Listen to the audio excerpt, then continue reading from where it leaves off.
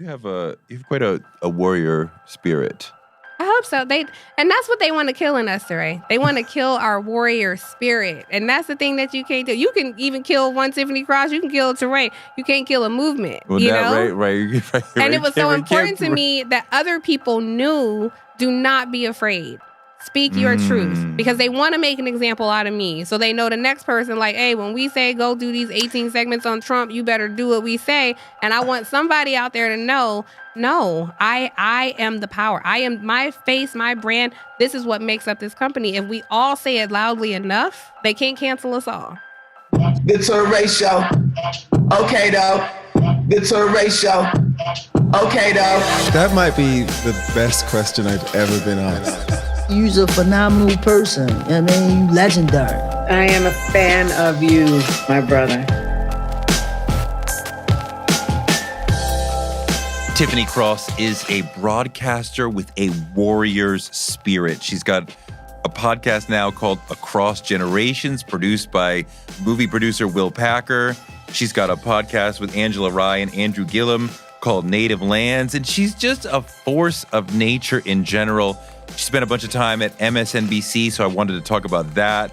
But I want to talk about everything with her, how she became the person she is. It's all really fascinating. It's Tiffany Cross on Toure Show.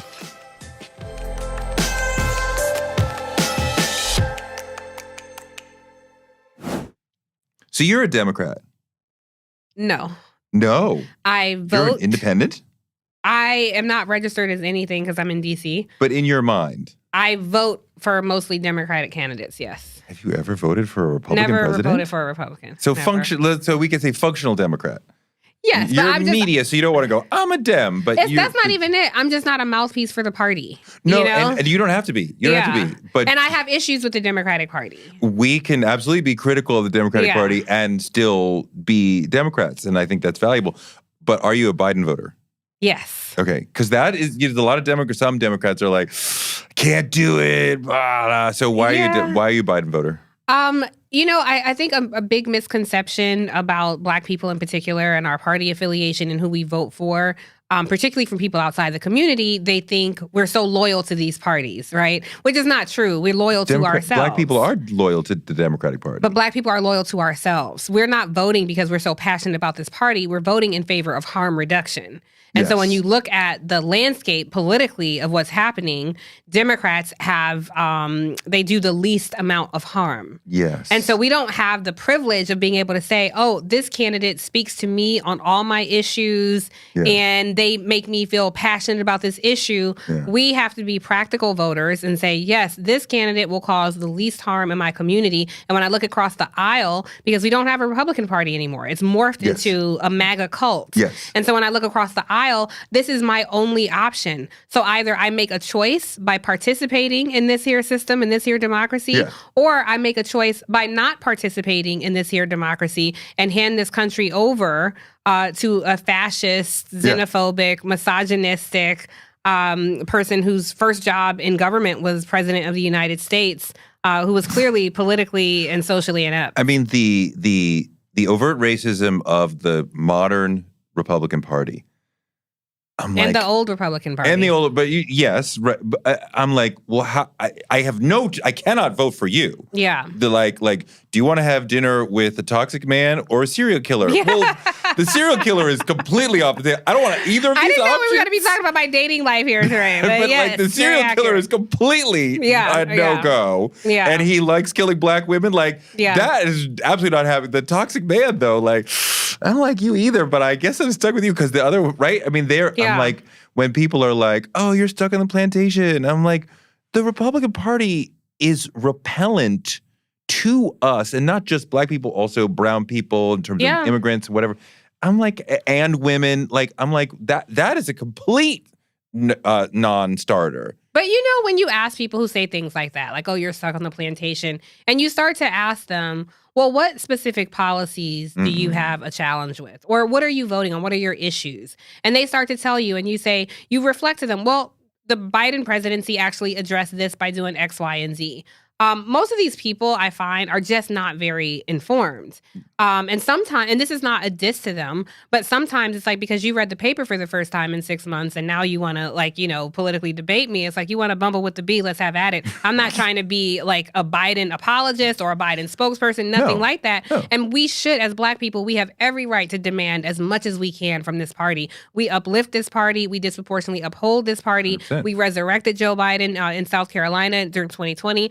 So yes, we have to make all the demands, but let's also be responsible citizens and be in the know. We have to get our information from reliable sources. We cannot engage in hashtag activism, hashtag voting, and hashtag information. Read an article in a reputable paper. Even cable news sometimes is bullshit, which I know we'll get into, but even that is bullshit. So it's like sometimes when you go out, you can go to websites, you can actually find what has Joe Biden done for the Black agenda? What pieces of his policy speak directly to me? And oftentimes people will say, oh, you know what? I did not know that. We also have to know the difference between state government, local government, and federal government, because sometimes people's frustrations are clearly based in something that they don't understand. And I want to be very clear. I'm not dissing voters. I'm not dissing citizens because we were kept out of this process for so long.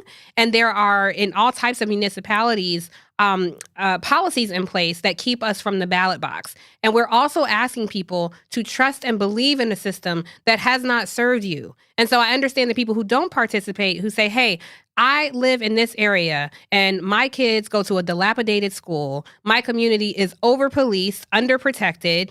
I am in this red line community. You want me to trust the system that imprisoned my brother and poisoned my mother. And you're telling me by participating in this system is going to be the thing to save me. And that is not what I'm saying as somebody who participates in civic engagement. What I'm saying is, fuck this system. You don't have to believe in this system. We're asking you to believe in you, brother. Believe in you, sister. Believe in yourself. And what does this here democracy look like if you are its architect? What does government look like if it is by the people, of the people, and for the people, if people included you? And for so long, they tried to convince us that we are not included in that. And I'm here to say the devil is a lie. We built this place for free, as my sister Angela Rye says, and we still disproportionately uphold it. So what does it say about us as patriots that we have more loyalty to this country than the people who oppressed us and imprisoned us to this day and who would put a traitor in the highest office of the land? So the big critique of Biden at this moment,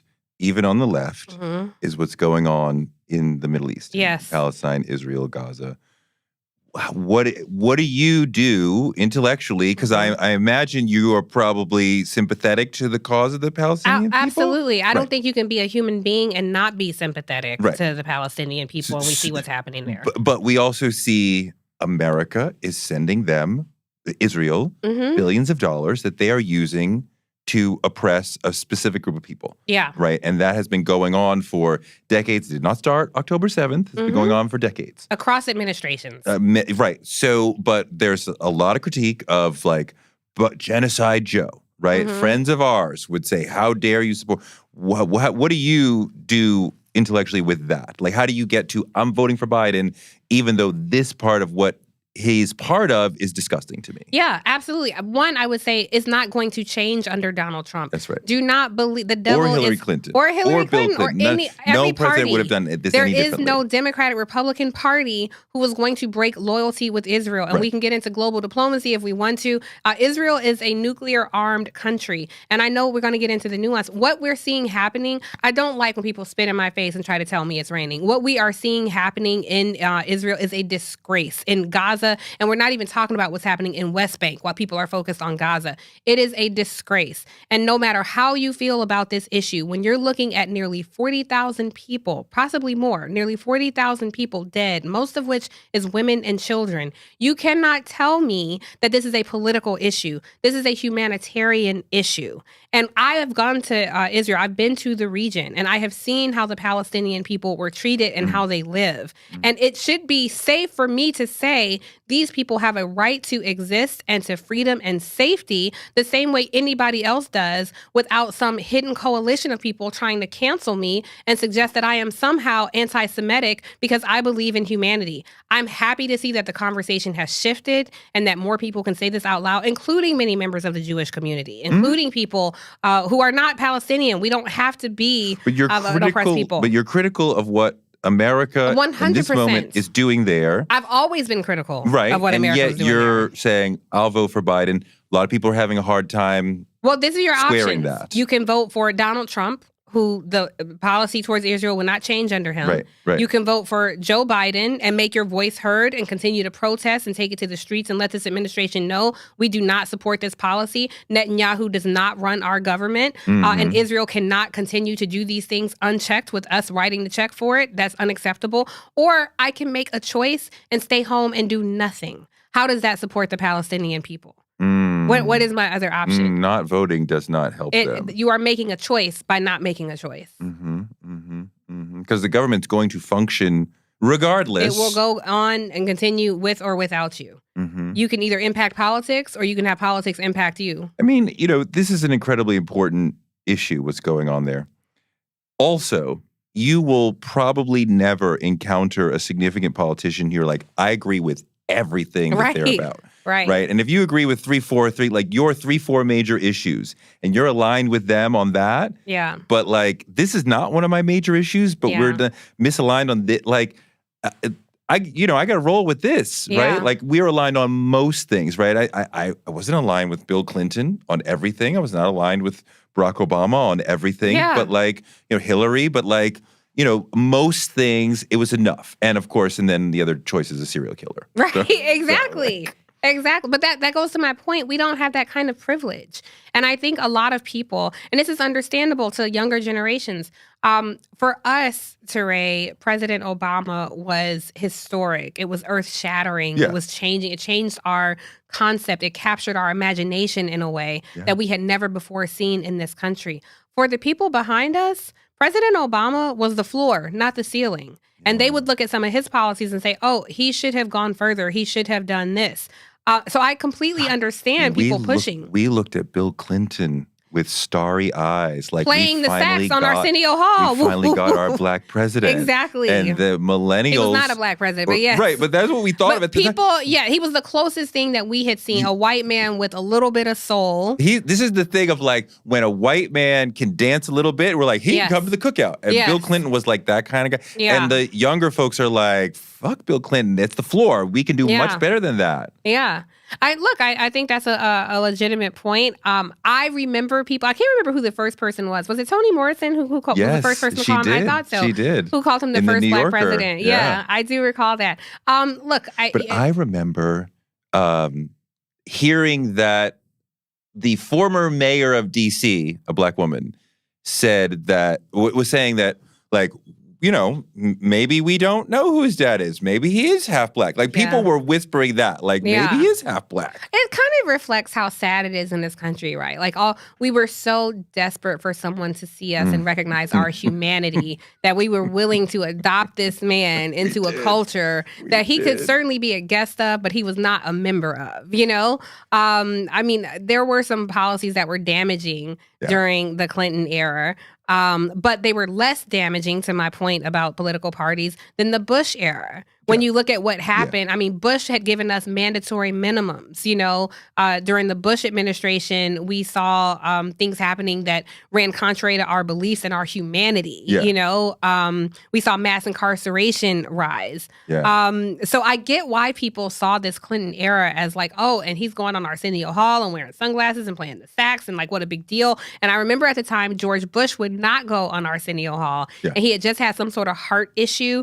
And I remember Arsenio went on this whole thing. It was like, don't nobody want your irregular heart beating self on our... And that was like all we needed. That was enough. However, we're a little more politically sophisticated now. And now we have information at our fingertips. Now we can, look at our phones and see where somebody stands on something. Now we have social media, which is not always the most reliable source of information, but we're being beat over the head with messaging and, ads have changed and all those things. So I see why that happened. But Obama changed the game. Here's what I want to say about that. Bill Clinton was a great president. And at the time, we thought, this guy Clinton, like, he's amazing. Obama came and completely changed the game totally. What I would tell people is you typically get a great president like that once in a lifetime. Mm-hmm. Everybody is not going to give you goosebumps like the oratory of a Baptist minister. You mean a beloved, charismatic president, right? Like, I voted for Biden with my brain. Right. I voted for Obama with my heart. I voted for Obama with my brain and my heart. I thought, like, he was that great. But you think about, like, you didn't get 8 John F. Kennedys back to back to back. No. You know, even Ronald Reagan, you know, his policies were certainly just as damaging to the Black community, but he was the great communicator. He was literally an actor. You know, you could spoon feed him a line and he would give it back to you, and America loved that about him. Black America understood Reaganomics and all the other things that were horrible for us, but he was still, there were a lot of people who connected with him. Bill Clinton gave us that until we saw President Obama. So some people want Joe Biden to show up and give you those same kind of goosebumps, and you're not going to get that. They want their presidential candidates to be somebody who they want to kick it with, they want to hear from. It's like, oh, this is like church on Sunday mornings, and you will not get that. You don't always get to vote with your heart. No. This show is sponsored by BetterHelp. The most important relationship in your life is your relationship with yourself. Are you your own best friend supporting you, or do you criticize yourself and limit yourself? Do you have toxic habits you want to escape? Therapy can be an amazing place to work on yourself and become a better version of yourself. You really should learn how to speak to yourself in a loving, supportive way, and maybe uproot some of the moments from your past that still bother you deep down. If you think you might want to give therapy a try, give BetterHelp a try. It's entirely online, it's convenient to your schedule, and it could make you feel better about yourself and make your life better. Become your own soulmate, whether you're looking for one or not. Visit betterhelp.com/Toure today and get 10% off your first month of BetterHelp. So let's explore the other side. One day, children will ask you. Yes. Because you know about politics, right? So this guy was under indictment for trying to steal the government, raping somebody, all sorts of not embezzling, but like basically stealing hundreds of millions of dollars after a presidency that was probably pretty horrible, right? Years of COVID and quarantine and incompetence. And yet the country was almost dying to reelect him. How would you explain to the next generation, like when the dust settles, like how would you explain to them, like, so this is why we were at that point? Well, let me just say, I hope that there is shock and surprise, that people are saying, what? How did this happen? Because right now, I don't know how many people are shocked and surprised by that. You know, I would say watch whiteness work. Like, this is what the country does. But, you know, we're looking at a future, and this is a part of why we're seeing this increasing overt divide in our country. We're looking at a future where there is no racial majority. By 2040, there will be no racial majority in this country, and there is a pocket of conservative white folks who are terrified of this. And you ask the question, this isn't mine, people have been asking this question for a while, why are you afraid of being a minority? Do we treat minorities different in this country? Why would you be so afraid of this? Yes, we do. And so they think in their minds, they can convince their millions of followers, if you let Joe Biden get reelected, because it's not totally about Joe Biden, it is about the vice president. If Joe Biden should die in office, you will have this black woman running the country. And we can't have that, because the second that happens, they're going to reinstate white slavery. And we are going to be on the bottom and they are going to be on the top. That is literally their fear. I said reinstate. That never happened. There was no white slavery. Whiteness backlash from fragility and fear of losing power. Yeah. That overpowers. He's a horrible person towards women. He's a horrible person toward his business. He's a horrible person toward the government. They don't care. That is not their issue. They really don't. They don't. And the other lie that people like to tell is like, these are, you know, poor white people voting against their interests. Always. That's not true. He reaches white folks across every demographic. Yeah. All these little clips they show of black people saying blacks are Trumps and all that. Stop talking to me about black folks voting for Trump. Let's talk about the conservative white folks, the 75 million people who continue to vote for this man while he has 91 indictments. But are we black people less Are we less angry about Trump than we were previously?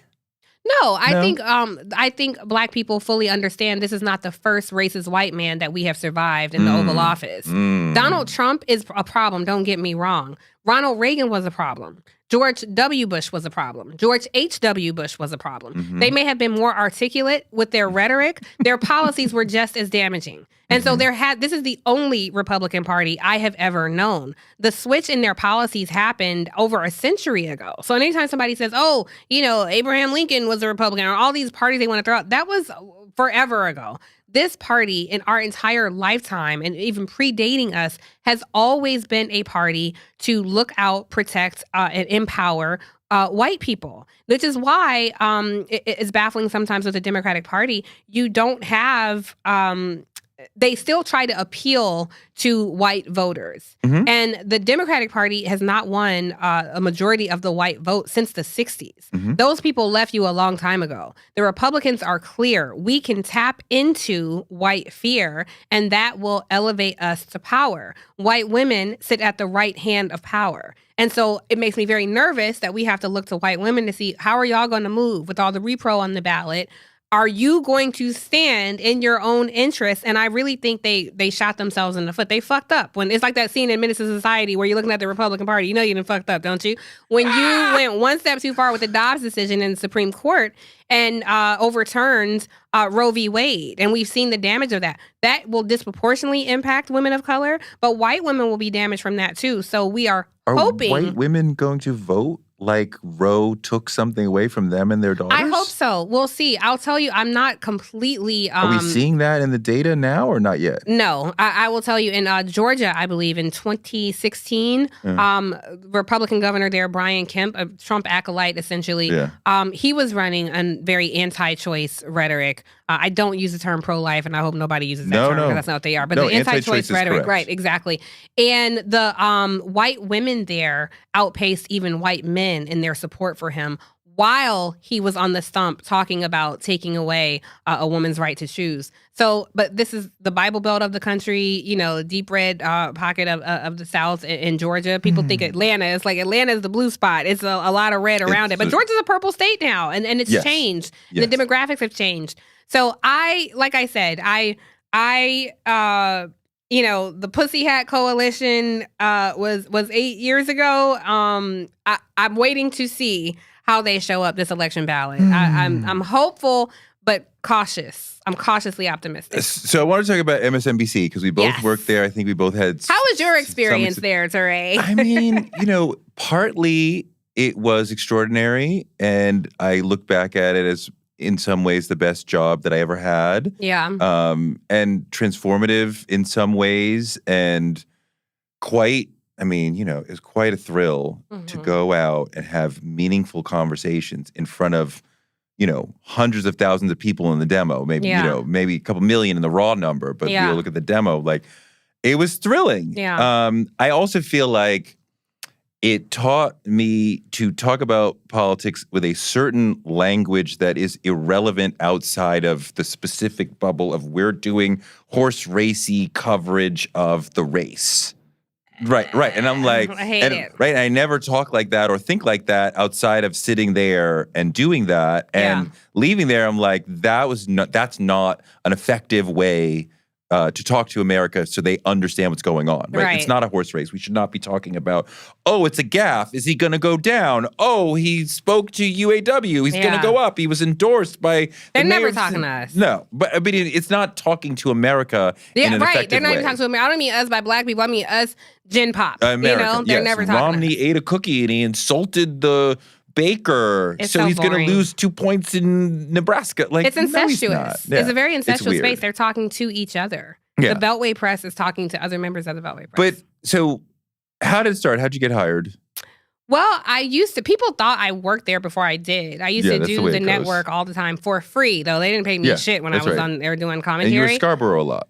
in the Morning Joe? No, I didn't. I only did Morning Joe maybe 2 or 3 times. Okay. Joy Reid. You AM remember? Joy. Yes, AM Joy when she had her weekend show, which completely outrated Morning Joe. I mean, like significantly outrated Morning Joe. It was a thrill for me to be invited to do Joy's show. Joy and I became fast friends. We were cut from the same cloth. We had a lot of friends in common. And Joy always thought that I should be her predecessor. Or follower. The same with Melissa Harris Perry and Joy. Yes. And so I used to do the show all the time. Yeah. And then other shows would invite me to do the show until I would say something that, made white America uncomfortable. And they were like, oh, you better go do the Negro section on the weekends because we can't have that. And so that was like the mainstay. And then they went through. I'm sorry. I remember once I was on with Capehart and Karen Finney. I forget what we were talking about. It was a Dylan Radigan show. And I said, all that's just about white supremacy. And we hardly ever used that term at that time. Yeah. And as soon as I said that, it came rap. Like, we're done with this segment. Get us out of here. Isn't that crazy? Like, that's so insane. But that's part of the problem. Like, we are often the first to say it. Yeah. Like, I remember I was considered a controversial guest because I would say Donald Trump is a bigot. Can you imagine, that this was something controversial to say when we clearly saw this? It was so obvious to all of us. From day one. Was right. But if it made them uncomfortable, then we couldn't say it. And I was never so thirsty to be on TV that I would abandon my community. I'm here to either tell a truth that you will accept or I don't have to play in this sandbox. I will find someplace else to go. So I always maintain that. And then when Joy became, first Black woman to move to primetime and host this show, they had somewhat of an audition process. Yeah. And so it was between me, Jonathan Capehart, and wonderful host Lena Maxwell, who is still doing stuff on radio. So shout out to her. But they decided to split up the weekend, even though it was a space that had been for Black women. They decided to give Jonathan Sunday. And me Saturday. And so I was thrilled with the platform. Though. You're going to host the Saturday show on MS. That's big.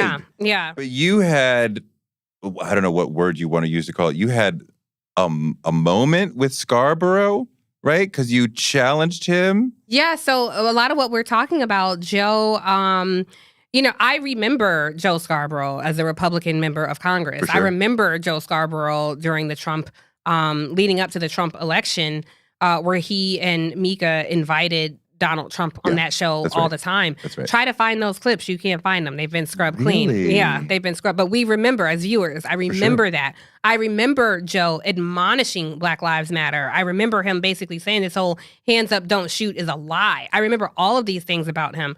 No problem. I have to deal with problematic white men all the time. I'm happy to sit on set and I, can disagree with you respectfully. I'm not so brittle a spirit that I can't sit across from somebody who disagrees with me. And so Joe started saying that he doesn't want this country run by leftists. Look at what's happening in Portland. This was during the height of like Black Lives Matter and like some of these lefty cities where, it was a lot of unrest in the country. And he was saying Donald Trump turned the party racist and Republicans, you have to get it together. So to me, as a Black woman, I was just really surprised to hear that because like I said, this is the only Republican Party I've known. Right. And this is the only Republican Party I've known you to be a part of. Right. And so for you at this point to say Donald Trump turned the party racist, no, my brother, this party didn't been racist. Barry Goldwater on line 1. Thank you. Richard Nixon on line 2. And again, you want to bumble with the B and go through history? I'm happy to go toe-to-toe with you and talk about it. Again, I'm not so brittle a spirit, Yes.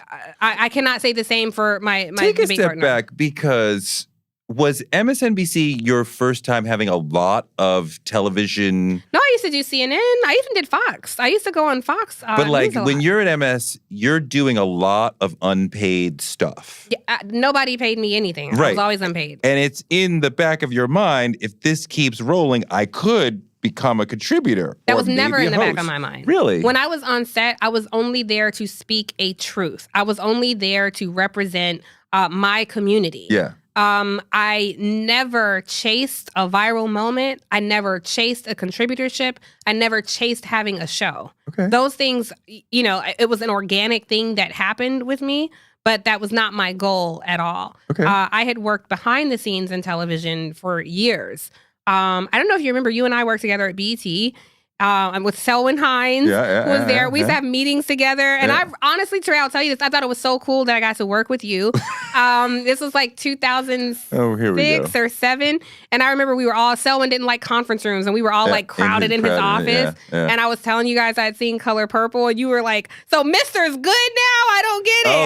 I hated the yes, play. I remember. I hated the play. I remember us talking about it. Oh my God. But my point is, I was an executive producer, I was a producer, a field producer, long before I ever got in front of the camera. There is a potential nervousness that one might feel when you're a repeated guest on a show.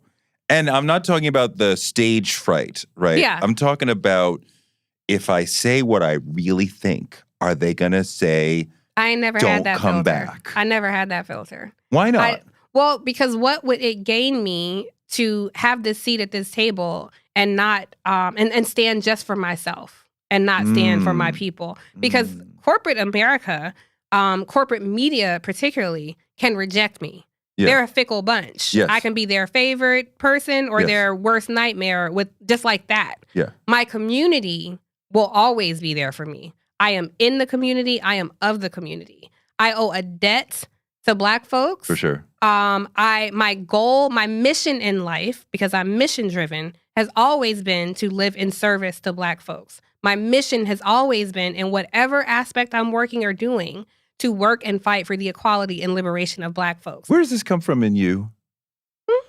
You know, people ask me how I developed my worldview, and I don't know if this developed my worldview because it happened over time, but I remember being really young, and the first book I read was a book of poetry called Golden Slippers. Okay. And it was all the Harlem Renaissance people. So Countee Cullen, Langston Hughes, Paul Laurence Dunbar. I would memorize these poems, and what they said made so much sense to me. And I was so incensed at what they had gone through. And I remember reading I Too Sing America. And it was like, but why would they send him to eat in the kitchen? You know, why does the darker brother have to go to the kitchen? Doesn't make sense. It didn't make sense to me. And I remember reading like Uncle Tom's Cabin and watching films. And remember after school specials, ABC After School? Yeah. For sure. And they would do these after school specials where it was like a slave movie, and I would see it. I remember watching Roots. I remember watching, I'm 45, so I was younger when A Different World came out. And I remember hearing Dorothy Height, and it's like, oh, I want to read about who this woman Dorothy Height is. Yeah. And I remember watching like just Black excellence and beauty and thinking, I want to be a part of that. And I remember like 7, 8 years old thinking, I was born at the wrong time. I should have been born during the Harlem Renaissance. Okay. This is my era. Because I love to write. I love to read. That's like, yeah, these are my people. This was my posse. And so that was probably the first seed that began to blossom in me. And then as I grew and read more and learned more and listened more than I spoke and learned how to listen more than I speak, I became increasingly more curious. But also more passionate, and that I knew I could not just live a good life, but I had to live a life of service. Interesting. I mean, I feel that too, in that I have to do something that honors the people who came before me, who fought, who lived, who died, so that we could have these opportunities. Yeah. So did you say something to Scarborough that led to him going to Phil Griffin and saying, don't elevate her? Yes. What was that? Everything I said. How petty. An unpaid contributor trying to come up. Yeah. He's the multi-million-dollar host of the morning show for years and years, and he's like in Phil Griffin's office. Don't elevate her. Are you surprised at that? Like, I feel like we face so much shit as Black folks. Somebody sitting on my set is not going to shake me at all. But if I'm a brittle spirit ass person like that, then yes, that can shake me. If somebody spoke a truth that made me feel uncomfortable, that could shake me. And I think like a hard day for them is like what we call a Tuesday. Right. It's like your ilk, you don't believe in yourself enough. That's why you like you don't like a level playing field. You want it to be lopsided because you don't trust yourself enough. And something about me that looks at that unleveled playing field and say, now watch me leapfrog over all of these motherfuckers right now and get to where I'm going. They don't like that. And I would say that he was kind of that person. I don't have a problem with Joe Scarborough. You are exactly who I expect you to be. I know exactly who you are. So it's no problem. He stabbed you in the back. He didn't stab me in the back. he did what he does. He did what he knows how to do. Andrew Gillum gave me a great quote, said, "Don't expect a hyena to act like a lion. You are the person who I believe you to be." So I wasn't surprised. I wasn't shook. So Yes. how did you get from Joe saying, "Don't elevate her," to Phil still saying, "No, I'm going to put her on Saturdays," which is a big decision. Phil reported to Cesar Conde. I think Cesar was business savvy. You know, Cesar was somebody who understood all aspects of television. He wasn't the Weather Channel girl. He was somebody who had worked at the executive level, in many areas and understood. He saw the value in Tiffany Cross. Yes, and he got to know me. Like, we had conversation, and I wasn't shy about my positions. I was clear. I had a vision for the show. What was your vision? Well, I wanted to create a show that centered the rising majority of America. Just like you, I saw what was happening in cable news, and it was a very incestuous business. The Beltway media talked only to each other. And so they would say these things like, well, the COB came out and said blah, blah, blah. So we're going to go over to so-and-so, our correspondent at the DOJ. And it's like, wait a second, guys, slow down. What is the COB? Or CBO, rather. What is the CBO? What is that? What does that mean? What is the DOJ? That might seem common to you. Of course, everybody knows the Department of Justice. Not everybody watching does. And so when I'm watching that, I feel like you're not speaking to me. You're not informing me. You're just talking this highbrow speak. After being in politics and media and broadcast for 20 plus years, I understood how to do that and how to do it seamlessly. And so everybody who came on my show was either a person of color or someone who could speak intelligently about an issue that impacted people of color. And that was the rising majority. It baffled me that so many other platforms centered a shrinking majority. The average cable news viewer is a 62 to 65-year-old white man. Older than that for some. For some. For Fox, it's older than that. Precisely. Yeah. So to me, it's just business savvy to understand those people are not immortal. And we have a whole group of people here who are summarily ignored by this platform. And with streaming, that could come and yank the entire cable news industry off a cliff, that we see that happening now. Why would we not speak to this emerging audience? Why would we not tell people of the AAPI community, fastest growing demographic in this country, people in the Latino community, largest voting bloc in terms of eligible voters, not registered voters, largest voting bloc in the Latino community, the indigenous community, who we never hear from, and of course the Black community, who disproportionately upholds this democracy. Why would we not have a show where those voices and perspectives are centered? And it simply did not exist. And I knew if I were going to have that show, it would have to be a place where truth is spoken. It was not a show exclusively for these people. Everyone should have curiosity about their fellow countrymen. So I invited everyone to come and be a part of this conversation, but these topics would focus on these particular communities, and the communities responded in kind. We were the highest rated show on the weekend. We, again, like Joy did, outrated Morning Joe. We averaged 4.6 million viewers a month. We were successful. We were wholly successful. So I say you have an eye for talent because when you have a successful show, you want to empower that show, you want to expand it, unless you are inept when it comes to running an operation like that. This isn't, I really mean this. Like, I don't have any personal ill will towards anybody. My life is going on just fine. It sure has. Yeah. So it's not that. But just looking back at it, there were issues where it felt like, oh, I think you might want to be the superstar. Like, I think there's some level of jealousy here when I had so much respect for the executive brass, and we have to normalize the leadership of Black women. That's something that spoke very dear to me. And so I always wanted to do that. But unfortunately, it was an environment where that wasn't really welcome.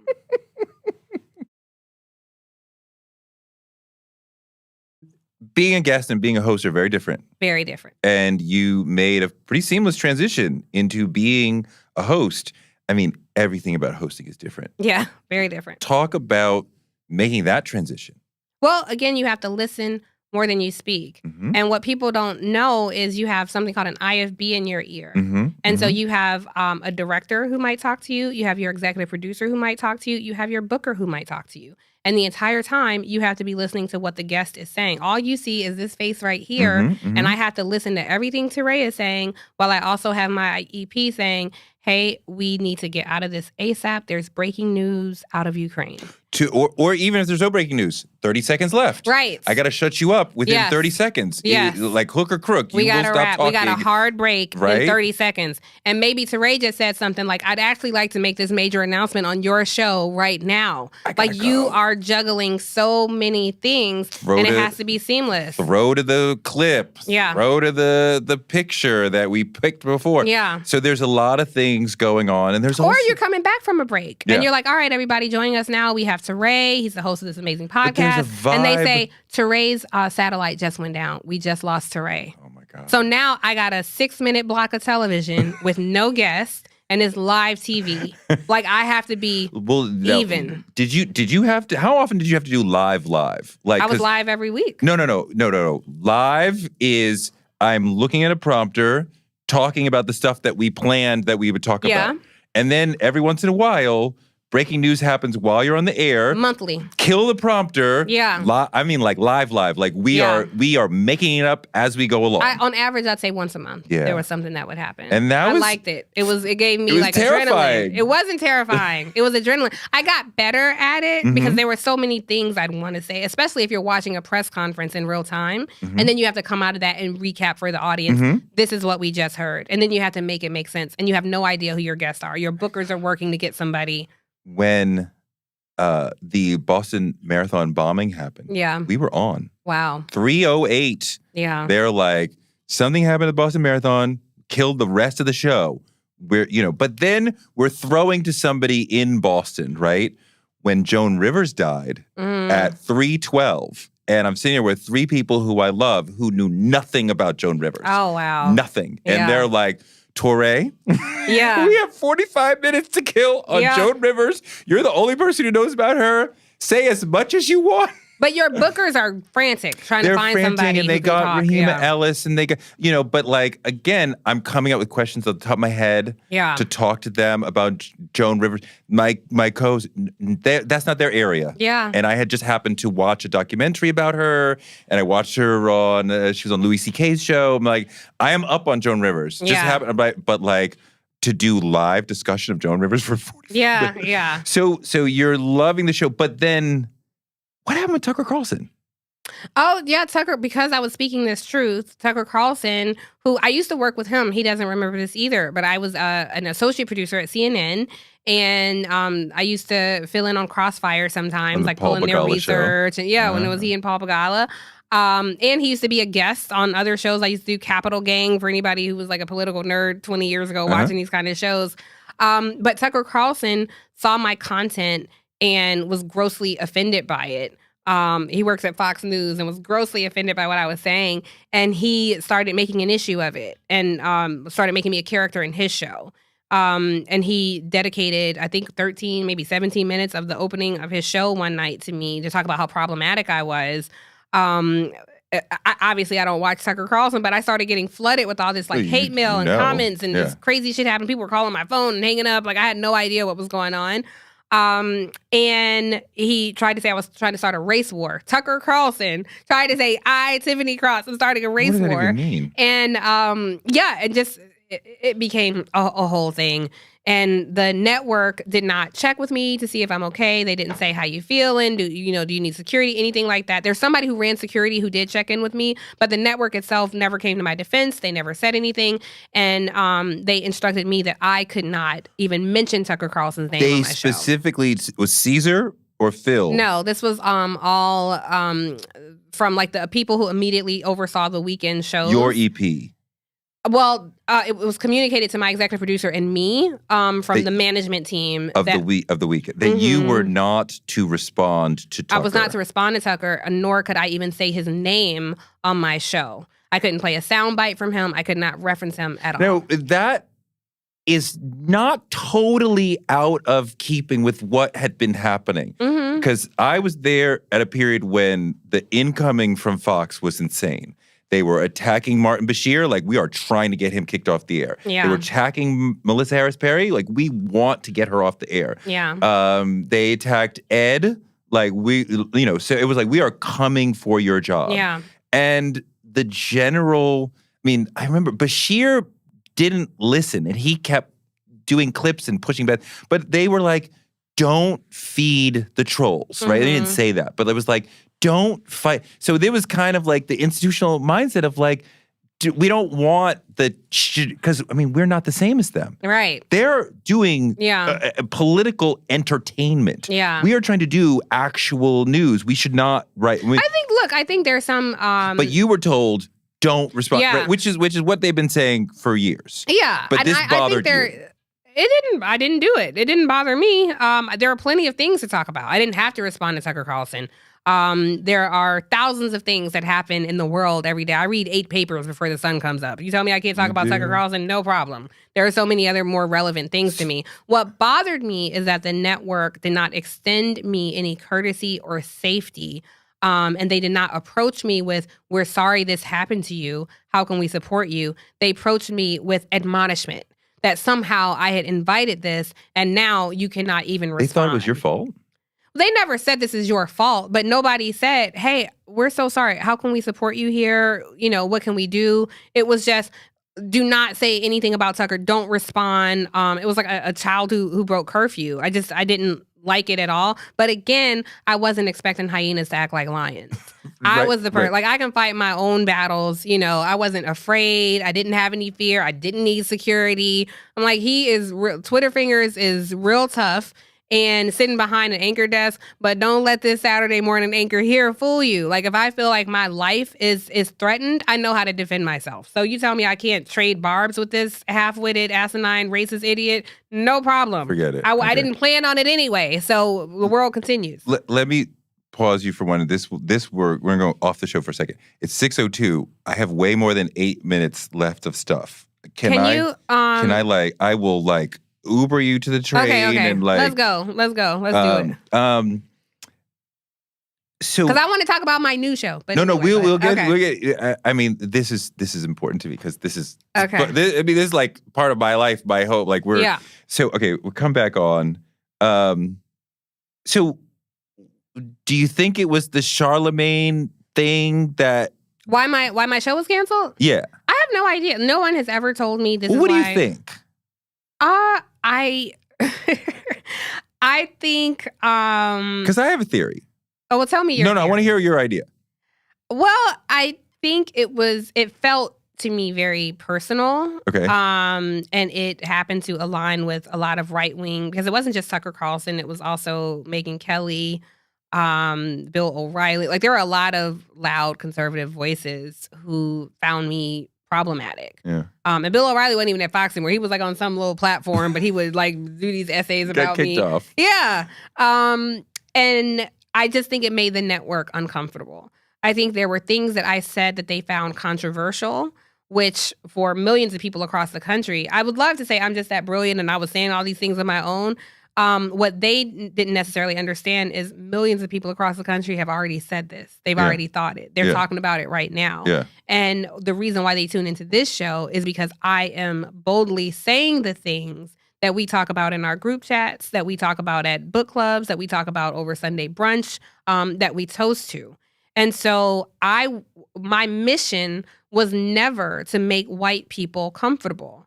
My mission was also not to make white people uncomfortable.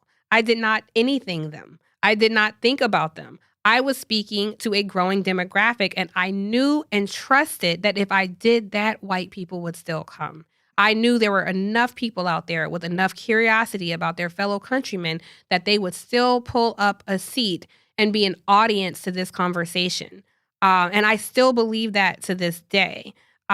We are at a time where there are thousands of things begging for our attention all the time. I took it as a serious responsibility if on Saturday morning you woke up to see what I had to say, to see what guests I had on this platform.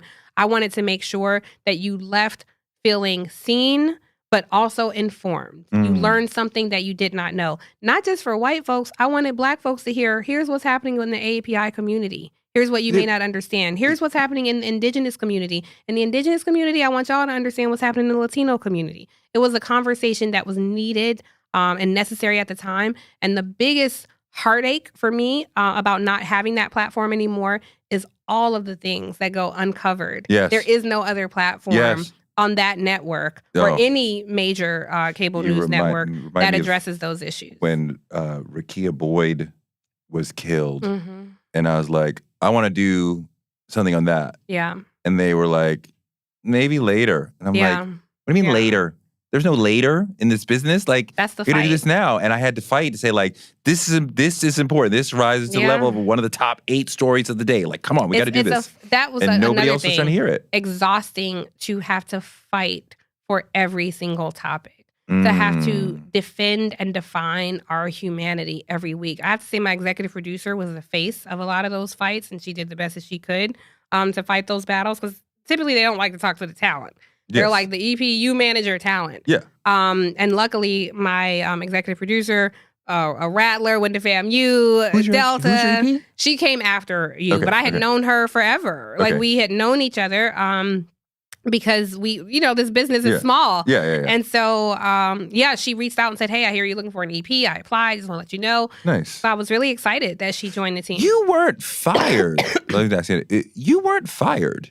Right? They did not renew your contract. That's different. They took me off the air before my contract was up. They said we're not renewing your contract. Do a goodbye show. I think that was personal. That's the part that was very personal. Do you think Rashida was trying to hurt your career and say, don't let her do a goodbye show? I cannot speak to her motivations at all. I don't really know her that well. I don't know. Where was Caesar at this point? Completely out of it. He, at this point was hands off. He was, elevating. So yeah, he was doing his thing. And in terms of the woman who was president at the time, who you just said, she, I don't know her motivations, but I understood that her affinity was not with my show. It was not with the communities I was speaking to. And it was not with the community I'm a member of. And so I did not expect a hyena to act like a lion. What surprised me about it was the attacks that came after. I never spoke ill of the company. I never spoke ill of any individual at the company. I gave a statement that was respectful of my viewers, that we weren't even given the respect of a final show, but I wanted my viewers to know I stand with you. And because there was such an uproar about my show being canceled, I think that there were hyenas in the space who felt like, oh, I'm being attacked. And so let me go out and, act a fool and try to, organize people against this person. But again, I never abandoned my community. I didn't show up to this community in crisis because I ain't never left them. Yes. And so when this person shows up, like, no, I'm a Black woman and here's what's happening. And it's like, there's a difference between Black faces and Black voices. And people, what I discovered in that process is that people are loyal to power. Some of our civil rights groups are loyal to power. Some of our organizers are loyal to money and funding. And so, again, the streets, the down home people, the salt of the earth people, I never, ever left them. There's some value in doing a goodbye show. I did a goodbye show. It was really painful. Yeah. Basically crying the whole time. I mean, the audience would not have known that. Yeah. And at the end, I don't remember what I said, but I said something about, I believe in what MSNBC is doing. And I remember other EPs being like, thank you for saying that. Yeah. Right. And then we went to the office and we cried a lot. I cried a lot. I cried in front of interns. I'm like, this is horrible. But like, I never cried. No. I didn't have a chance to. It was a when you whirlwind. Went home? No, I was already home. I got the call when I was at home. I never cried. I don't know. I immediately just went into like, what's next? I was overwhelmed at the outreach. Like, I could not keep up with it. People who I didn't even know I existed. I was surprised they even knew me, reaching out to tell me what the show meant to them. This MSNBC was not the whale that swallowed the ship. I was the whale. And this is a corporate entity. Executives come and go. The person who runs the network now will likely be irrelevant in a few years. You know, what I was doing was not for my own relevance. I wasn't building a brand. I was building community. So if your issue is I am looking out for my own favor in corporate America, then bless you and live with it, sister. You know, my work is bigger. You have quite a warrior spirit. I hope so. And that's what they want to kill in us, Toure. They want to kill our warrior spirit. And that's the thing that you can't do. You can even kill one Tiffany Cross. You can kill Toure. You can't kill a movement. Well, you know? Right. And it was so important to me that other people knew, do not be afraid.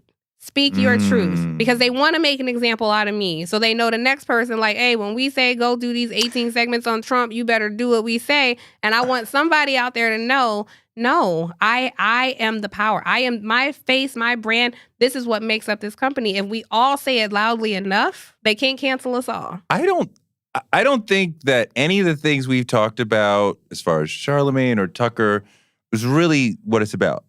I don't think you made. Give me your theory. I want to know. I don't think you made any mistakes. I think you spat your game, and these are things that they might call you in the office and say, "Please don't again say that about Florida or whatever the fuck." But like, so then what happened? What's your theory? I think they needed to make room for Jen Psaki. Really? Yeah, and I don't know. You were sitting in her space, and it's like, but she's not in my space. Well, they may not have realized at that time, right? Like, partly. I was told at the executive level, it's an emergency room. There's not a long-term plan. There's not like, well, here's who we're developing. And here's what we're going to do in 6 to 9. Like you might think would have. It's constantly hair on fire trying to figure out what to do next. Oh, my God. And we have this multi-million-dollar person who works in the White House who's pretty much a household name. Where are we going to put her? We can't put her in primetime because we have 3-4 people in primetime we really like. It's prime time. It's morning. Well, we're not going to dislodge Joe. So then it's Saturday and Sunday morning. That's the third best slot, right? Out of primetime 1, morning 2, or vice versa. Yeah. And then weekend morning, right? Other slots are not as good, right? Nicole has done a great thing with 4 o'clock, but like that's a trickier spot, right? People are still coming home, right? So, we got to make room for this new gigantic figure. What do we do? And so nothing. That's so to funny. me, I'm like, you did nothing. I guess I never looked at her as like this new gigantic figure. So I don't know. I have never cried about it. I am not upset about it. I think a part of me understood that this was always a temporary engagement. And so I was never trying to like, ooh, please pick me to host the Today Show one day. It was like, I am here to be my authentic self and be true to my mission. Yeah. And like I said, my mission was to live in service to Black folks and fight for the equality and liberation of Black folks, which I think benefits everybody, all people of color and white folks. Everybody wins when there's equality. And so I was going to do that for as long as I could to the best of my ability. And the second that partnership between Tiffany Cross, the corporation, and MSNBC, the corporation, didn't work, it ended prematurely and ended before I was ready for it to end. Yeah. And, we were successful. We didn't fail at it. We were successful. But I just thought, well, this part of my life is over now. This door has closed. What's next? And I will tell you, if I can just take over your show for a second. Please, bring it. The day that my show was canceled, the very day that my show was canceled, I had a ton of outreach from everybody. I never felt like, oh, I ain't never gonna work again. Everybody just kind of rallied around me. The first email I got was from Will Packer, who, of course, superstar movie producer. His films have grossed more than $1 billion globally. And Black women sit at the center of that success. I got an email from him that said Will Packer Productions would love to be in business with Tiffany Cross. And so it was so much happening at the time, I couldn't really respond to all the outreach. That was not my experience of being fired. Please continue. Well, Will gets it. He's a FAMU rattler, a man of Alpha Phi Alpha Fraternity Incorporated. It was up to the Alphas. Are you an HBCU? I went to Clark. I am not Greek. Yeah. I went to Emory. Oh, really? Did Clark, was it Morris Brown or Clark stopped? Morris Brown. Morris Brown. That was Morris stopped. Brown. Okay. Yeah. Okay. Yeah. I remember the first time I was on the yard because it was like, let's go over there around noon and see what's up with the girls. And it was mostly Spelman, but the 4 campuses are all linked. Yeah. And, well, there's ITC and Morehouse School of Medicine, so technically 6. Okay. But the undergraduates. The pride, the self-esteem, the sense of self and purpose. It was like, I'm just blown away by the body language and the beauty emanating from all these people. And of course, there's all these amazing sisters. I'm like, I want to get your number, your number. But it's an amazing training ground. And I see some of the warrior spirit that you have connected to being an HBCU person. Yeah. Well, yeah, I think the beauty about HBCUs is you are allowed to be yourself and you're allowed to ask the question, who am I? Which you think we answer that all the time. But no, we answer that question in who am I in relation to this society, to this world? But if we were not an oppressed people, if we were not defined by how they see us, who am I? What do I care about? Who am what are I my values? Not in relation to racism? Yes. How many of us have the freedom to answer that? So when Black Panther came out and everybody was like, oh, how dope would it be if Wakanda were real? Wakanda is real. I lived in Wakanda. I experienced Wakanda. Clark Atlanta University. Yes. Oh my God. It's a beautiful experience. And you leave with a bit of culture shock. At least I did. But it was a journey for me. Being there around Black excellence, Black privilege. Yes. Black princesses, Black people who were I got kicked out of school. Like I could barely afford the tuition there. Like I struggled when I was at Clark. Did you graduate? I didn't. I didn't did either. not finish. You didn't. What happened with you at Emory? Well, I was going through a crisis of understanding what we're doing. And I always need to know, what are we doing and why? Yeah. And it was like, I had a lot of friends in the administration and graduate school. And I was like, why do I need the paper? Why do I need to finish? If I have acquired enough knowledge, then why don't I just leave? Oh, I didn't feel that. And nobody could explain to me, this is why you need to finish. Yeah. So after my junior year, I came to New York and I started working in a restaurant. Yeah. And that was just to be able to be in New York. Yeah. And I'm going to little media parties, and finally I'm able to do a little article for The Source. I'm able to do a little article for The Village Voice. Yeah, you're scrappy. And then I'm able to do a little record review for Rolling Stone, and I'm like, I'm in. Yeah. I have a career, Dad. Yeah. I'm here. And it was like, in retrospect, I'm like, that's not a career. Yeah. You wrote 3 500-word articles for 3 different, that's not a career. Yeah. But I'm like, I'm in the door. I can't leave. Right, yeah. And I just stayed working in the restaurant for a little while longer and writing, and it kept growing. And then it's like, well, we're doing this now. College is over. And I could explain to somebody now why you should finish. Yeah. But nobody could articulate it, so I left. That was not my experience. I very much wanted to. I just didn't have the money. I left home when I was 16. So I was kind of just out there figuring out my way. I left home when I was 16. You like, Mom, I'm out? Or you ran away? Or no. My mom, she's sober today, but she lost her mother and, had, alcoholism was an issue in my family. And so I left. So you had to leave because the home life was not... It was not stable. It was not given. It was not stable. Yeah. And so when I left, I was an adult way before I was ready. But I tell what you... What did you do? You weren't homeless, were you? No, I couch hopped for a while. Semi-homeless? Yeah, that's true. I guess so, huh? Yeah, I couch hopped for a while. My first boyfriend... Jolin Martin. I'm gonna say his name because we're still friends to this day. He's one of the few people who saw who knew me when I was younger. His family, I was really close with him, and his mom was like, just come stay here. But I lived on my own for a while, at 3rd floor apartments and just figuring it out. So my father had passed away, so I was able to get his SSI. benefits. So I had a check every month. I worked at Foot Locker, and I was also writing for the local paper. So I had At 3 16, jobs. 17, at 16 you had years 3 old. jobs. Yes. And but you couldn't rent it. How could you rent an apartment? Well, they had these things like 3rd floor apartments, where it wasn't like an apartment building, but it was like a basement apartment in DC, essentially.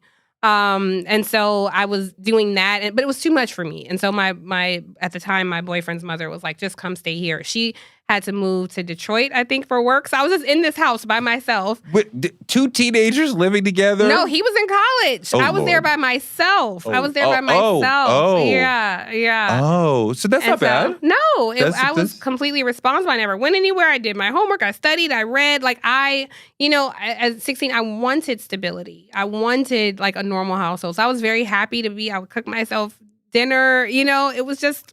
And out of your family experience, you don't drink at all. I drink quite a bit, actually. I did it for a long time, but I was probably like in my 30s before I drank.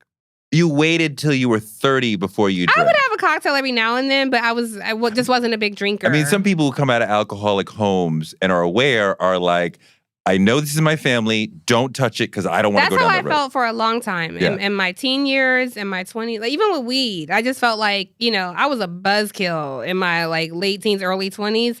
I was a prude, I was whack, honestly. Like I didn't drink, I ain't smoke. I don't believe that. I wasn't fucking. I was like, in college, I was focused. I'm like, this is what I gotta do. I felt like if I smoke weed today, I'm gonna be doing crack by Friday. Like I can't mess with it. I gotta be focused. And I have no regrets. Like honestly, I wish more people, like that is the way it should have been for me. So I didn't really, because I was running away from something. I was running away. In my mind, I thought home.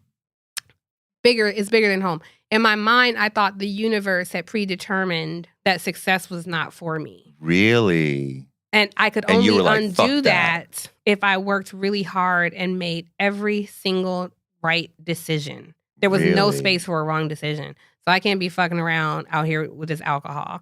I can't be messing around trying weed because that might get me on heroin. Who knows? I can't be out here having sex that might get me pregnant, and that's not what I'm trying to do. I can't be out here not taking every single opportunity that comes my way because it might be the last opportunity that comes my way. This is before the internet, okay? This is before people had phones. I used to walk around with hard copies of my resume just to give to people, like give me a chance. I can't be out here ill-prepared because when opportunity comes a knocking, I want to be ready. I started doing the news for in Atlanta for V103 morning show. Okay. Frank Ski. I was on his show. Yes. Yeah, lovely guy. I was doing news cuts for the Frank Ski morning show. This woman, Denise Dunbar, was like out sick and they needed me to do the news. And you could not tell me I was not Barbara Walters, okay? I would treat those news cut-ins with like every bit of seriousness. And I was there. I was focused. I was just a really focused young woman. Yeah. And so it wasn't until I was in my late 20s, probably 28, 29, when I felt like I don't really know who I am because I was running from who I didn't want to be. A failure. Right. And so what if I just relaxed a little bit and decided to be who I am? And at that time, that's when I started settling into myself as a woman. And so then... Which means what? To be free to explore, to say yes to things maybe I wouldn't. To have a cocktail if I drink, want to. a pull. If somebody passing the J, like, yeah, okay, I'll pull the J. Let's try it. Yeah, I remember I was on vacation the first time I smoked. I didn't feel anything. Right. No, And you don't know. You don't realize it the first do. time. Right. And then I remember a friend of mine used to smoke all the time, and we smoked together, and I liked the feeling. And I asked him, I was like, hey, can you, I want to take a J home. And he was like, okay, I'm going to roll you a J, but be careful. This shit steals your ambition. And he gave it to me. Unless your ambition is to sit on the couch. Right. That's I was 30 years old. And to me, that was an appropriate age where I knew I could manage and navigate. I felt comfortable that it wouldn't lead to addiction or unhealthy behaviors. Yeah. So I'm really happy that, my mother is an amazing woman. She juggled the struggle as best as she could. And so had I had like this 2-parent household that was perfect and everything was fine and they filled out my FAFSA forms and I got to stay at Clark, who's to say that I wouldn't be smoked out somewhere on the court? You know, like my challenging life has me in this seat right now, sitting here talking to you. That ain't a bad way to live. So I don't romanticize some Huxtable type lifestyle. This was the life that was meant for me, and I have no regrets. I think I wear it like a warrior, I hope. So, but I want to tell you, Will hit Packer. me, yes, and said, well, we'd love to be in business. And so at this time, I have to say at the time, everything happening with my show, Angela Rye was like my chief of staff. You could not get to me without talking to Angela. Aww. Like she was just right there with me. She's like, come meet us in Atlanta. I met her in Atlanta. But my whole crew, it was a crew of Black women in media who just gathered around me. Sunny Hostin at The View, Angela Rye, Joy Reid, Brittany Packnett-Cunningham, Alicia Garza, Erin Haynes BLM. at the 19th, Alicia Garza, founder of Black Lives Matter, Latasha Brown. Like I was covered, Jamel Hill, Carrie Champion. Yes, ESPN, We had all been through something similar. So to have these amazing women wrap arms around me, and you know, just say, don't fuck with us. You know, like we are a tight crew and we have your back. And of course I have theirs. So I was surrounded with all this love. And then to have Will at that time say, yeah, hey, like I'd love to be in business. And I always had show ideas. You know, I had all these ideas and I was like, let me get these ideas on paper and like be for real and get this to Will. And honestly, any project I do, I will probably want to do it with Will Packer. It is a huge difference to show up to a space where you do not have to defend or define your humanity. Yes. But you are sitting across from somebody who, one, you trust. Yes. I trust Will. Two, who understands you. He just gets you. You know, like Will gets me in a way I don't have to understand. His wife and I have the same birthday. So that could be part of it. Literally, we have the same birthday. His beautiful wife, Heather's born on February 6th. We have the same birthday. But somebody who appreciated your work, understands you and is like, yes. And so I had this idea for a show where I would sit, because I think Black women are oracles, and I wanted to sit with a Black woman who was old enough to be my mother and a Black woman who was young enough to be my daughter. And these two seats would change. I'm the only constant. And we would sit and have a conversation about... Not famous folks. It could be not. It's not celebrity dependent. Right. On our pilot show, we have Dionne Warwick. Right. We have Chef Carla Hall. Like, we definitely have some names, but not everybody's going to be famous. Sometimes a Black grandma is just an oracle and she famous just because she a Black grandma. And we'll talk about a single issue, like sex, for example.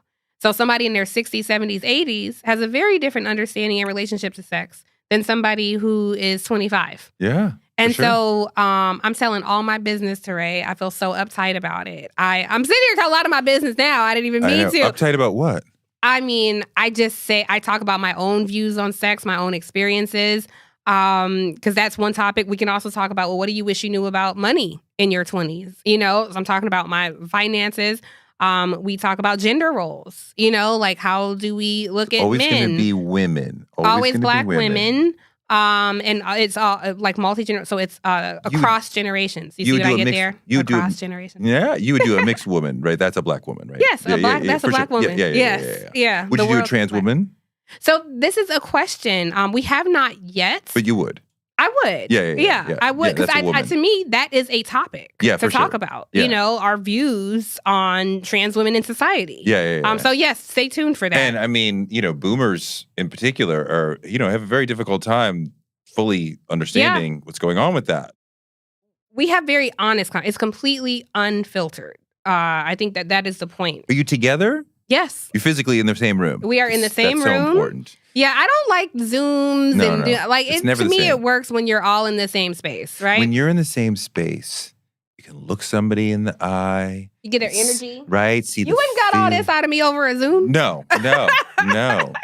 And it hasn't come up today, but I will, actually, I'm doing it right now. I'm mirroring your body language. Is that right? My legs are not crossed, but our hands are the same. Right? You just moved your hands, right? But I will do that. I will mirror your body language, sometimes consciously, sometimes unconsciously, because it makes you feel comfortable. He gets me, right? You make a joke. I felt comfortable anyway, I have to tell you. No, we've known each other a long time, but like I laugh, right? Yeah. You feel comfortable, right? Yeah. You will never feel more heard all day than talking to me in an interview, right? 'Cause I'm right in person. On Zoom, I can't. It's just different. It's a different vibe. So, yeah. We create like a living room atmosphere. Yeah. And I have to say a part of this is because when I was younger, my grandmother was the matriarch, and I would sit at that table, and she showed me how to, dice peppers and chop onions and what a pinch it is and a dash of that. Grandma, I called her grandma. And she would, show me what the consistency of mac and cheese should look like before you put it in the oven. But during those times, she was teaching me about life and love and grief and joy and childbearing and womanhood and how to be a lady and how to be a woman and everything. And so I so miss her spirit. I so miss that. And when I look at the landscape of young women today, I think, wow, what do grandmas look like now? Because now I'm older. My grandmother has passed. Her generation is dying. Like, what is the 65-year-old grandma, the 70-year-old grandma saying now? And how are 25-year-olds receiving it? How are women my age who are raising 25-year-olds raising their daughters, And so this show is something that is about Black women. But again, I think everybody should tune in. Men should watch. Have you had a moment where the two generations are like, no, you are absolutely wrong? On almost every show. And what's something where it's like almost, obviously everyone's polite. I'll tell you, one show that we do, which you guys will be able to see, is essentially the American dream. Because you think about like career paths. Yeah. And so somebody in your 60s, you were raised like, don't give up that good government job and, or you're going to work at this corporation for 10, 15, 25 years, retire. That's what it looks like.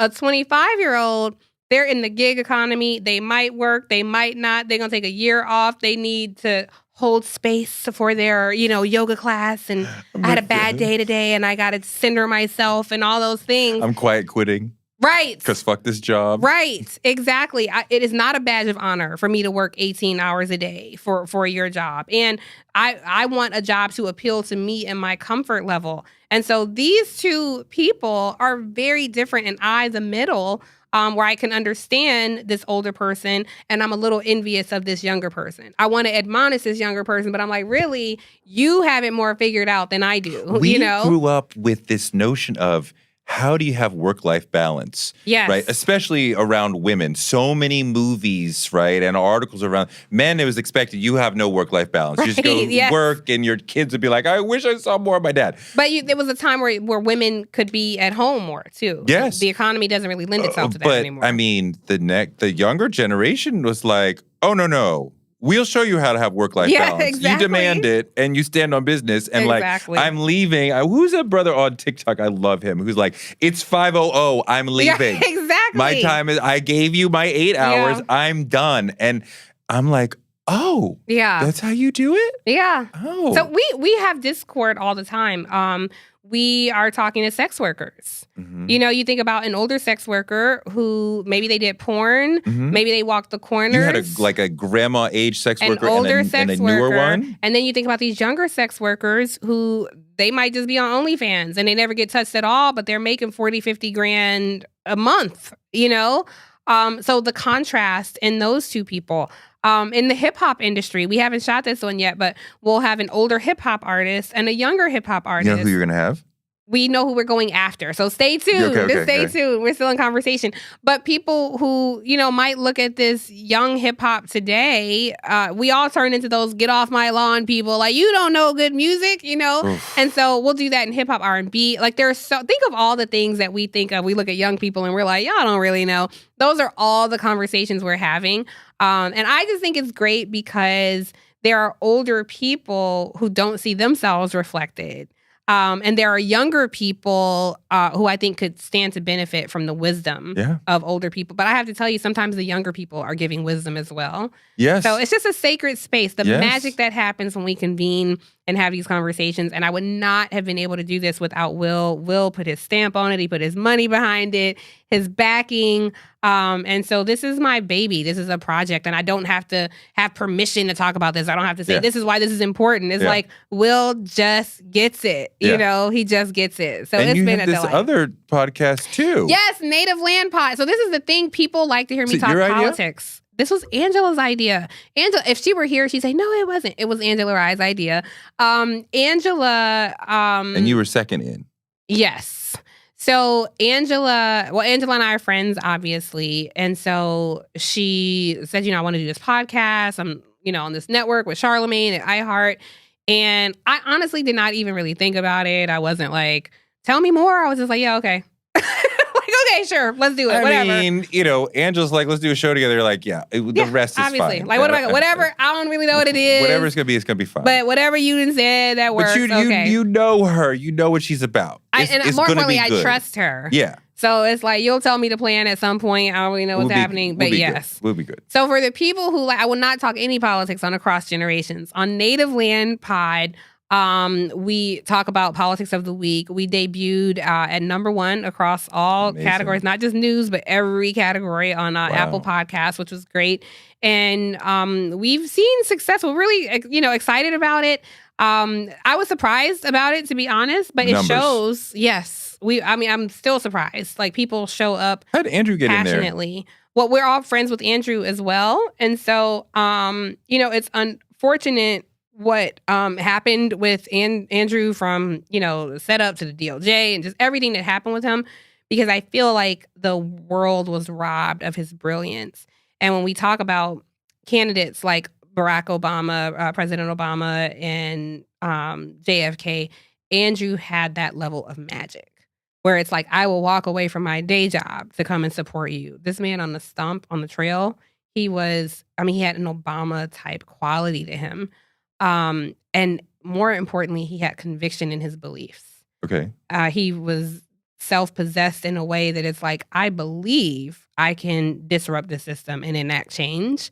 And so I was thrilled that he was, up to come out and join the podcast. And so the three of us, synced up, and it's been great. Like, we literally every week we are trying to get the podcast shorter because we don't have guests on the show. It is just us talking about everything, but it is like a political group chat, and we are not scripted. Like, we're just throw us in a room and let's just talk about it. Yeah. And so it's been a blast. So the people wanting to hear my political takes, Native Land drops every Thursday on iHeart. If you just want to hear some good old, I just want to hear these, multi-generational Black women talk about life. I want to feel like I'm in my grandmother's living room. They can catch me on Across Generations every Tuesday. And that's a project I have with Will Packer. So this is what I'm telling you. I'm really blessed. Like, I have never been like, oh man, I don't have my MSNBC show anymore. Like, I'm speaking to a completely different audience. Yeah.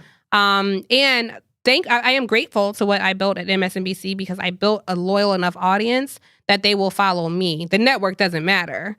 The audience says we fuck with you heavy. Yeah. So we're going to rock with you wherever you go. Can I curse on this? I've been cursing the whole time. Okay, thank you. A little late to ask, but hell yeah. No, I'm like, y'all got a bleep button. So No, bring it. You're going to edit out all this coughing and everything? The coughing for sure. Thank you. And the discussion of the coughing. Okay, thank you. It's not that much. Wow. Well, what else you want to do? I don't know. I do. That's a lie. I do know. I would like to host a morning show. Okay. I don't know where, know. Like on TV? Yes. I am a TV person. I'm enjoying podcasting, but I'm definitely a TV. I'm an in front of the camera person.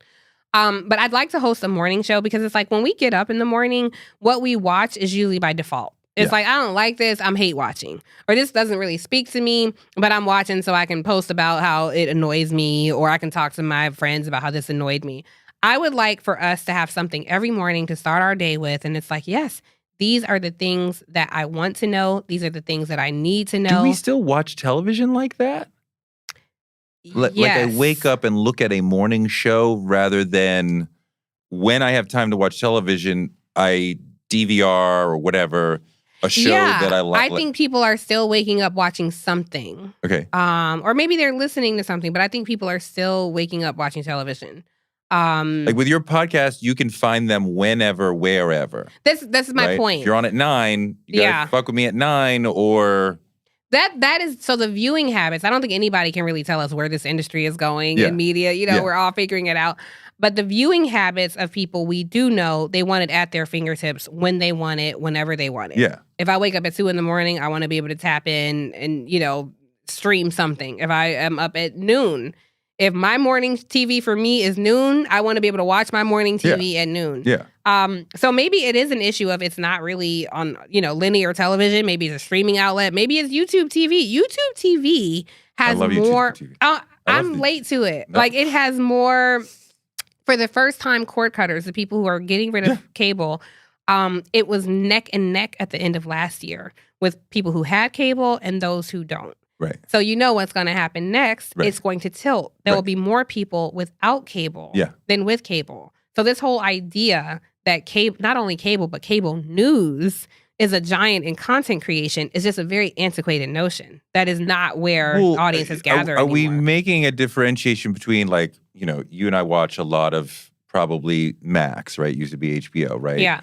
I mean, you don't watch MSNBC, you don't watch CNN, right? But I watch CNN in the morning sometimes, like, but I'll I turn get on frustrated CNN, by it, I'll still watch MSNBC. I mean, like, are we not watching cable by another delivery means? Like, does it matter? What do you mean? Like, if I watch cable via YouTube TV, I have technically cut the cord. Mm-hmm. But I'm still watching Max, Netflix, I see what you're saying. MSNBC. Like, I think we've seen the decline in those numbers. Now, we're in an election cycle this year. Then it's different this, right? Right. So we'll have to see, like, where it settles. And that always happens. But it's typically like this. Are you not afraid for the future, the direction of the country?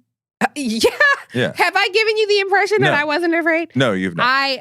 Yes, I'm very afraid. But what I know about us is we are a resilient people. Americans or black people? Black people. Black people are resilient people. Make it. We will make it. We will survive. Now, that doesn't mean it's not without a fight. That doesn't mean we're not going to get bruised. We should all act like we're in a fight for our lives because we really are.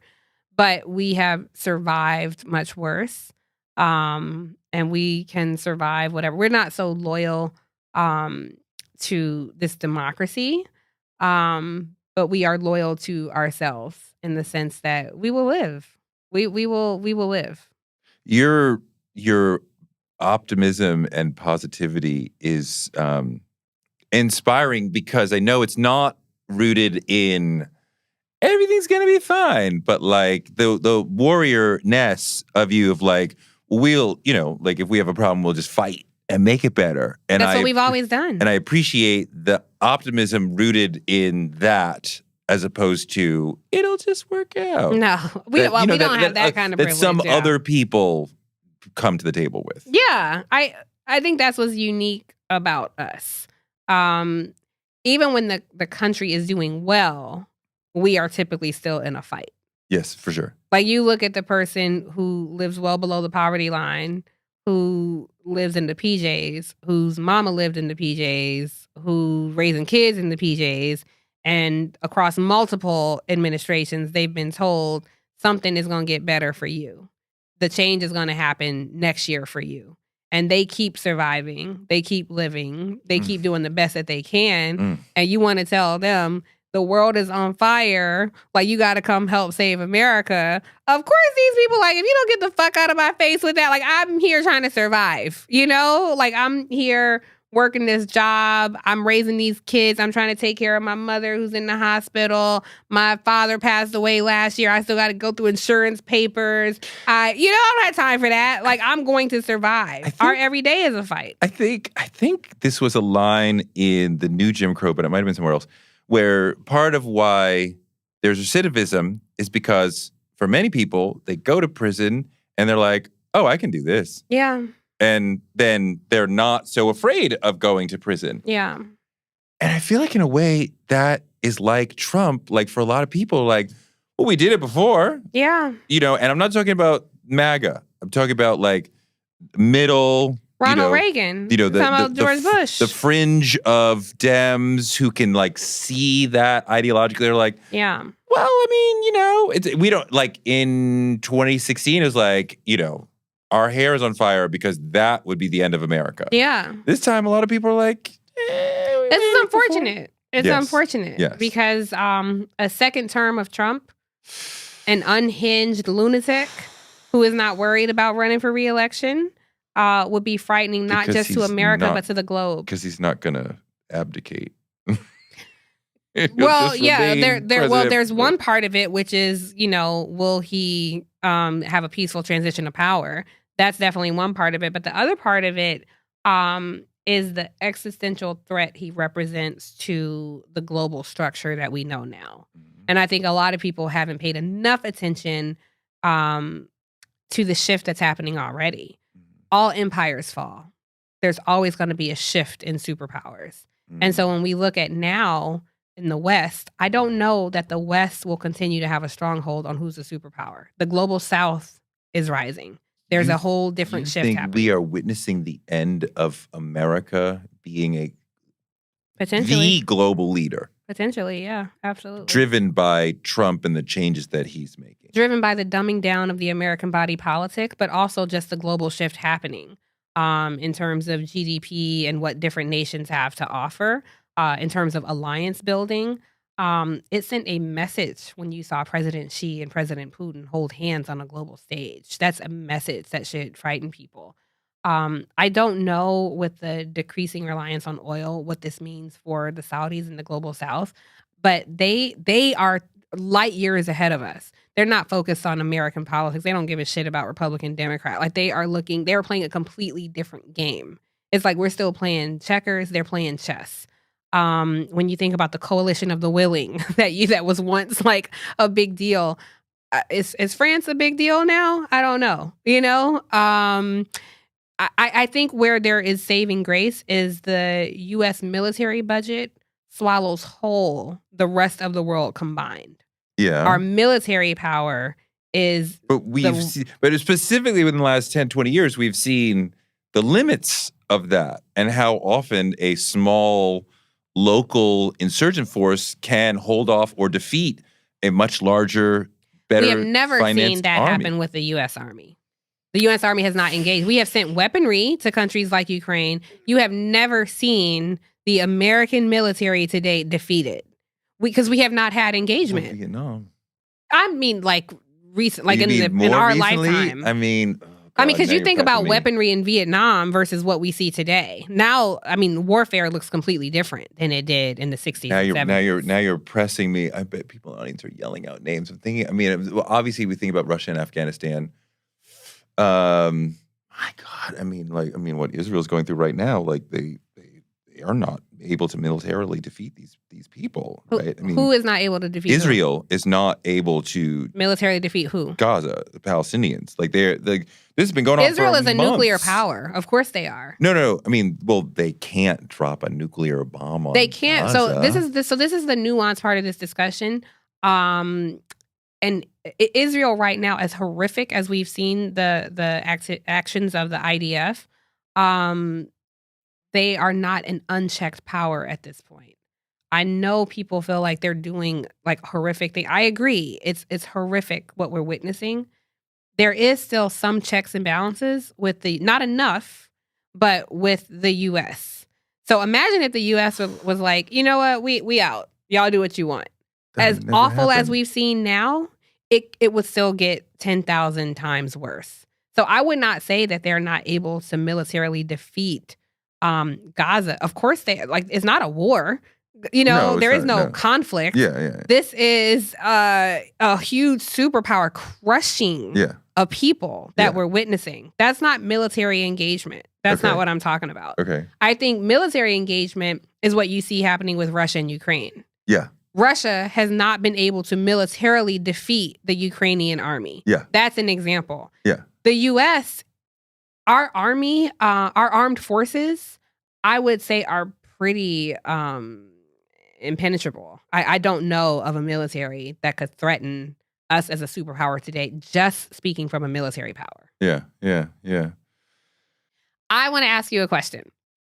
Because I have seen your interviews, and I have an interview that you did that I really enjoyed. It's this actress who everybody knows, like everybody loves her and knows her personally. People just love her. I did not know who she was, but I saw her in your interview. I'm like, I just love this woman. Brisha Webb. Yes. She is so, I don't even know her, but I'm like, I just love your personality. Yes. So that was one of your interviews that I saw that I really enjoyed. But who has been your favorite interview so far? That's a great question. I can't say one. Who has been your favorite interview so Tiffany far? Cross. Oh my God, are you kidding? Thank you so much. Favorite interview of so far. Excuse me. I was getting to, it's hard to say, but it's you. Thank That's you. what I was Now, gonna after me, say. After you. Who would you It's say? hard to say. It's hard to say. I mean, like, Are they going to be your least favorite? oh my God. The least favorite you'll never hear because we threw it in the trash. Oh, wow. My God. Like, give me something. Who's been the biggest asshole like you had to deal with? Well, nobody's been an asshole on this show. I mean, like, if you come here, you want to be part of this. Yeah. I mean, you know, that I don't think about. I mean, like, you know, Zadie Smith was a dream. Oh, nice. You know, that was such an amazing conversation. And how do you know Brisha? Because it seemed like you guys knew each other. She was on the show once before during quarantine. Okay. Through Zoom. So there was a vibe there. Is she just as lovely as she seems? Yes, she's a performer. She's a comedian. She is so funny. Is she a legit comedian? Like, does she do stand-up? Don't have me lying. Okay, all right. I don't think she does stand-up, but like she is a comedic actress. Okay, yeah. So like she's funny and like she's like funny vibe. Like she could read the phone book and you'd be in hysterics. So like just sit her down. I mean, like, even if she didn't know you. Yeah. She would do the thing and charm you and have you laughing. And the moment that people talk about, she was doing impressions and she was doing like 30 to 60 second impressions of different singers. And I think there was a conversation about she did Anita Baker and her friend was like, oh, that's Toni Braxton. And it was like, they do sound similar, right? It is a deeper register for a woman that. But then when she did Rihanna as a millisecond impression, I thought that was so hysterical and so brilliant that it's like, I don't need to do 2 minutes of Rihanna. Like 1 second of it, you'll hear it. And I was like, oh, that was brilliant. She is funny. She is hilarious.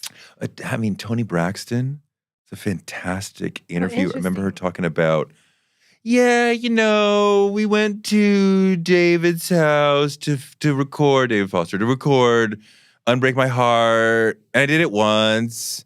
And then you sang it through one.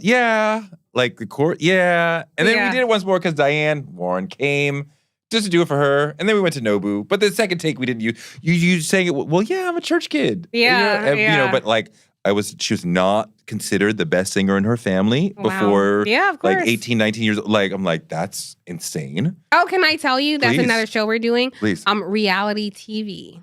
An older reality TV star and a younger reality TV star. Okay. On Across Generations. Because, you know, you and I grew up on Real World. Yeah. But Real World was constructive.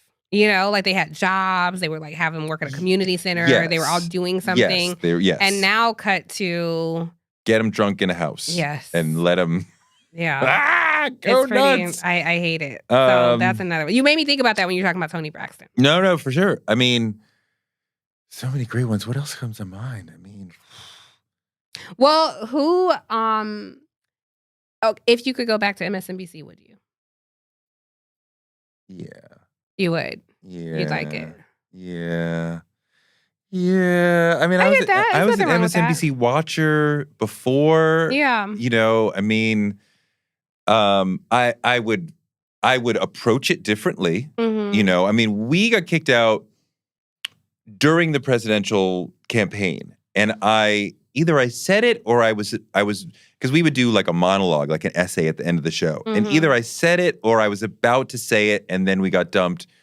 Because it happened fairly quickly. We like knew, like, we hear rumblings, like shit is happening. Yeah. Like you can hear stuff, but we're okay, right? I don't know. And I think it was like on Thursday, I think I remember, on Thursday they called me like, so tomorrow's the last show. It's like, oh, fuck off. And one of the co-hosts didn't want to do the last show and was like, I'm not going to show up. And I went to their house at like 8, 9 o'clock at night. I'm like, you have to come. You can't not be there because I mean, like, I'm upset. We're all upset, but like, you can't not do it. And of course, everybody did it. Interesting. Yeah, I would do it differently. And like some of the things we've talked about, I was ramping up to say, I am not doing horse race. I am not doing theater.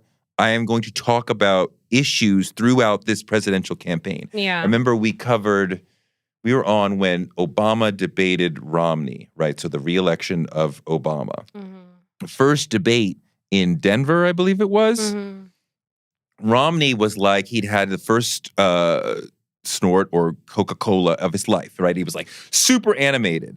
And Barack was like, you know, like professorial and like not used to the trail, rusty. So he was like laid back, cool, like, yeah. But everything that Barack said was true to what he had done and what he believed and what he was going to do. And nearly everything Romney said was a lie about what he believed or what he was going to do.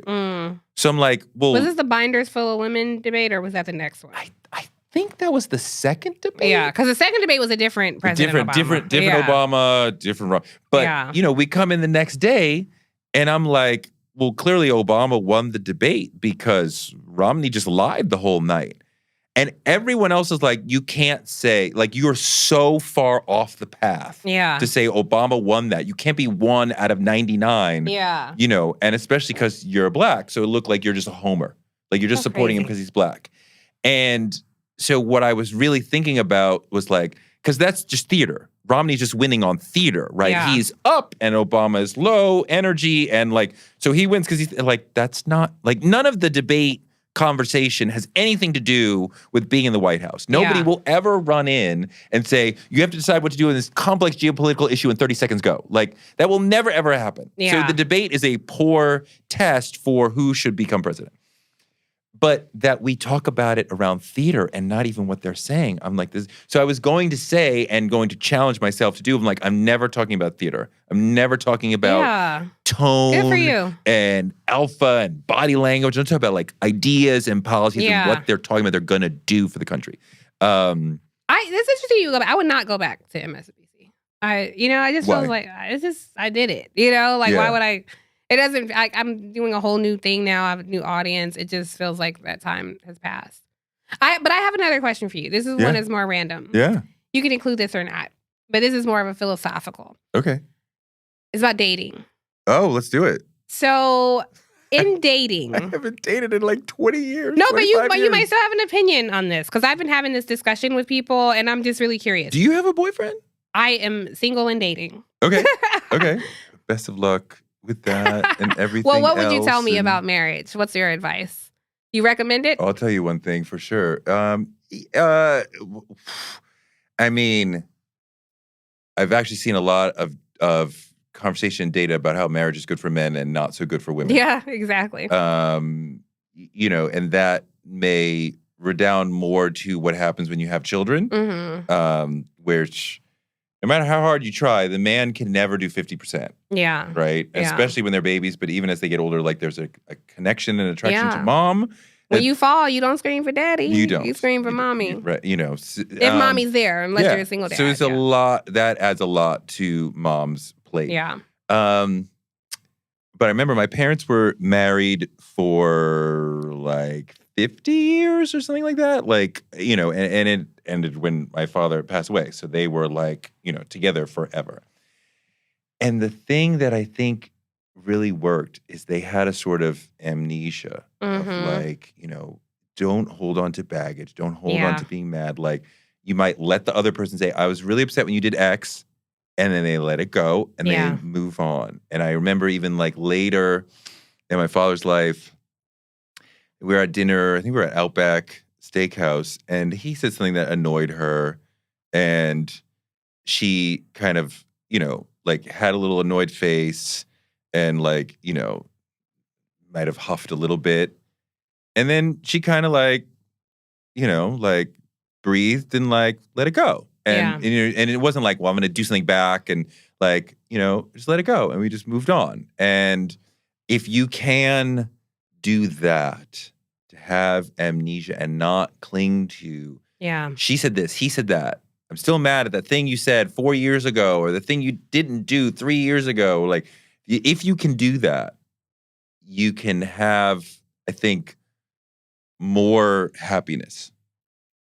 Like, I like you as a person. I like you to your core. I love you.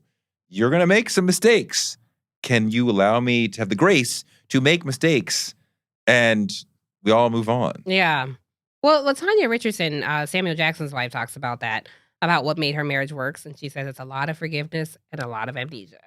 She said that? Yes. She used that word? Yeah. I didn't know that. Yeah. I didn't know that. Yeah. Oh. So you're on to something with that. Well, thank you so much. Thank you for so having wonderful. me. This was like a podcast, therapy, a catch-up session, all of it. This is exciting. This is exciting. Tell Brisha she was my favorite interview. Aw.